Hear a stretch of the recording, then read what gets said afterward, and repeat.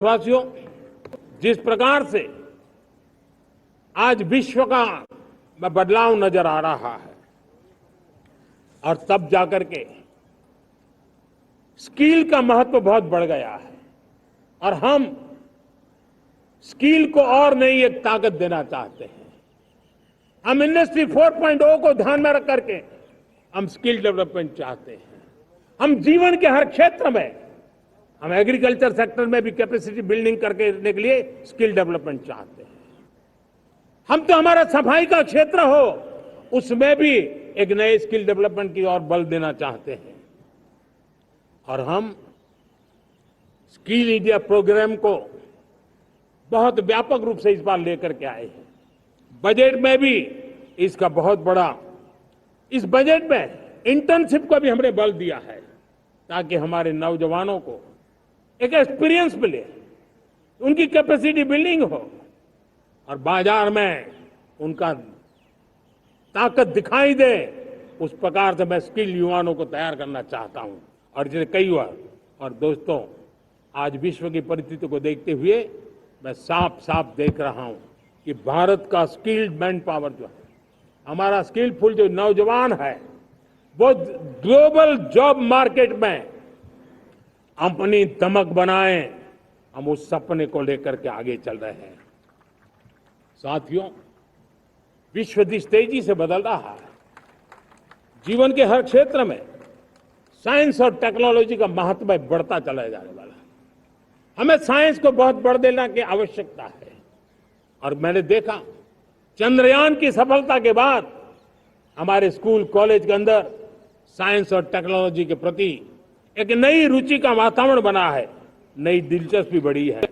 तब हमारे शिक्षा संस्थानों ने ये जो मनोभाव बना है उसको नर्चर करने के लिए आगे आना होगा। भारत सरकार ने भी रिसर्च के लिए सपोर्ट बढ़ा दिया है। हमने ज्यादा से ज्यादा चेस स्थापित किए हैं।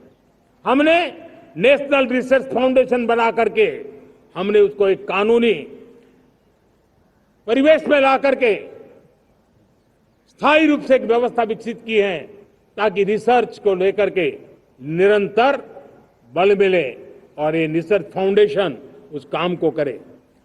मेरे बड़े गर्व की बात है कि बजट में हमने 1,00,000 करोड़ रुपया रिसर्च और इनोवेशन के लिए हमने देने का निर्णय किया है ताकि हमारे देश के नौजवान के पास जो आइडियाज है उस आइडियाज को हम जमीन पर उतार पाए। साथियों, आज भी हमारे देश में मेडिकल एजुकेशन के लिए हमारे बच्चे बाहर जा रहे हैं। वैसा कहा मैंने, वो ज्यादातर मध्यम वर्गीय परिवार के हैं, उनके लाखों करोड़ों रुपए खर्च हो जाते हैं और तब जाकर के हमने पिछले 10 साल में मेडिकल सीटों को करीब करीब 1,00,000 कर दिया। आज मैं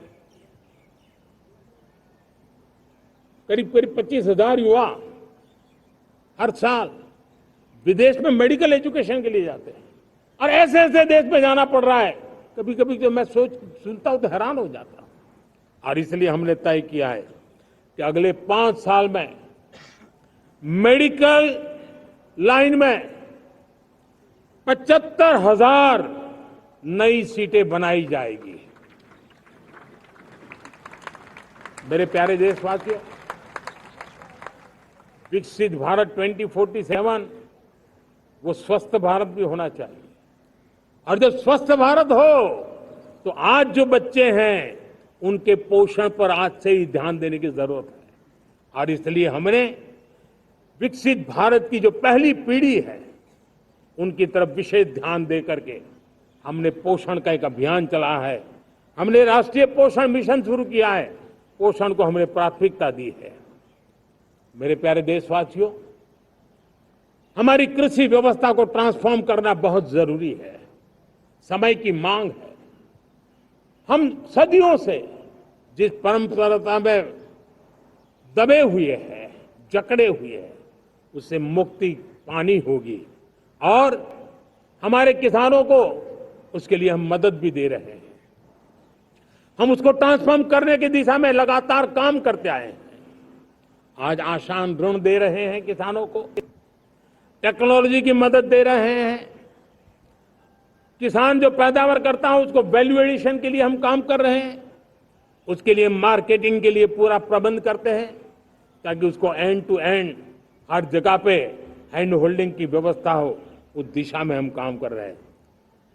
आज जब धरती माता के प्रति सारा विश्व चिंतित है, जिस प्रकार से उर्वरक के कारण हमारी धरती माता की शहद दिनों दिन बिगड़ता जा रही है, हमारी धरती माता की उत्पादकता क्षमता खत्म होती चली जा रही है, कम होती चली जा रही है। और उस समय मैं मेरे देश के लाखों किसानों का आभार व्यक्त करना चाहता हूं जिन्होंने प्राकृतिक खेती का रास्ता चुना है और हमारी धरती माता की सेवा करने का भी उन्होंने बीड़ा उठाया है।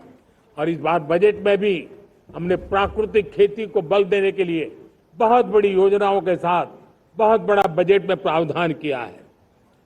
मेरे प्यारे देशवासियों, आज दुनिया की स्थिति में देखता हूं, पूरा विश्व होलिस्टिक हेल्थ केयर की तरफ मुड़ रहा है और तब उनको ऑर्गेनिक फूड ये उनकी प्रथम पसंद बनी है। आज विश्व के लिए ऑर्गेनिक फूड का अगर कोई फूड बास्केट बन सकता है तो मेरे देश का किसान बना सकता है, मेरा देश बन सकता है। और इसलिए हम आने वाले दिनों में उस सपने को लेकर के आगे चलना चाहते हैं ताकि ऑर्गेनिक फूड की जो विश्व की मांग है, उस ऑर्गेनिक फूड का बास्केट हमारा देश कैसे बने, किसानों का जीवन आसान बने, गांव में टॉप क्लास इंटरनेट कनेक्टिविटी मिले, किसानों को स्वास्थ्य सुविधाएं मिले, किसान के बच्चों को पढ़ने के लिए स्मार्ट स्कूल अवेलेबल हो, किसान के बच्चों को रोजगार उपलब्ध हो। छोटी छोटे खेती के टुकड़ों पर पूरा परिवार आज जीना बड़ा मुश्किल हो रहा है, तब उनके नौजवानों के लिए वो स्किल मिले ताकि उनके नए रोजगार मिले, नए आय के साधन बने। इसका एक कॉम्प्रिहेंसिव प्रयास हम कर रहे हैं। बीते वर्षों में वुमेन लेड डेवलपमेंट मॉडल पर हमने काम किया है। इनोवेशन हो, एम्प्लॉयमेंट हो, एंटरप्रेन्योरशिप हो, हर सेक्टर में महिलाओं के कदम बढ़ते जा रहे हैं। महिलाएं सिर्फ भागीदारी बढ़ा रही है ऐसा नहीं, महिलाएं नेतृत्व दे रही है। आज अनेक क्षेत्रों में, आज हमारे रक्षा क्षेत्र में देखिए, हमारा एयरफोर्स हो, हमारी आर्मी हो, हमारी नेवी हो, हमारा स्पेस सेक्टर हो, आज हमारी महिलाओं का हम दमखम देख रहे हैं देश के लिए। लेकिन दूसरी तरफ कुछ चिंता की बातें भी आती हैं और मैं आज लाल किले से फिर बार एक अपनी पीड़ा व्यक्त करना चाहता हूं। एक समाज के नाते हमें गंभीरता से सोचना होगा कि हमारी माताओं, बहनों, बेटियों के प्रति जो अत्याचार हो रहे हैं, उसके प्रति देश का आक्रोश है, जन सामान्य का आक्रोश है। इस आक्रोश को मैं महसूस कर रहा हूं। इसको देश को, समाज को, हमारी राज्य सरकारों को गंभीरता से लेना होगा। महिलाओं के विरुद्ध अपराधों की जल्द से जल्द जांच हो, राक्षसी कृत्य करने वालों को जल्द से जल्द कड़ी सजा हो। वो समाज में विश्वास पैदा करने के लिए जरूरी है। मैं ये भी बताना चाहूंगा कि जब बलात्कार की या महिलाओं पर अत्याचार की घटनाएं घटती हैं तो उसकी बहुत चर्चा होती है, बहुत प्रचार होता है, मीडिया में छाया रहता है। लेकिन जब ऐसे राक्षसी मनोवृत्ति व्यक्ति को सजा होती है तो वो खबरों में कहीं नजर नहीं आती है, कोने में कहीं पड़ा रहता है। अब समय की मांग है कि जिनको सजा होती है उसकी व्यापक चर्चा हो, ताकि ऐसा पाप करने वालों को भी डर पैदा हो कि ये पाप करने की हालत ये होती है कि फांसी पर लटकना पड़ता है। और मुझे लगता है कि ये डर पैदा करना बहुत जरूरी है। मेरे प्यारे देशवासियों, हमारे देश में ऐसी एक आदत बन गई थी स्वभाव से, हम देश को कम आंकना, देश के प्रति गौरव के भाव का अभाव होना, ये पता नहीं क्यों हमारे जहन में घुस गया था। और हम तो कभी कभी तो लेट आए तो कहते थे इंडियंस आए, शर्म के साथ हम बोल देते थे। देश को इन चीजों से हमने बाहर लाने में सफलता पाई है। किसी जमाने में कहा जाता था, अरे खिलौने भी बाहर से आते थे, वो दिन देखे हमने। आज मैं गर्व से कह सकता हूं कि मेरे देश के खिलौने दुनिया के बाजार में अपनी धमक लेकर के पहुंच रहे हैं। खिलौने हमारे एक्सपोर्ट होने शुरू हुए। तो एक जमाना था हम मोबाइल फोन इंपोर्ट करते थे, आज मोबाइल फोन का मैन्युफैक्चरिंग का इकोसिस्टम बना है, एक बहुत बड़ा हब बना है, और आज हम मोबाइल फोन दुनिया में एक्सपोर्ट करने लगे हैं। ये भारत की ताकत है।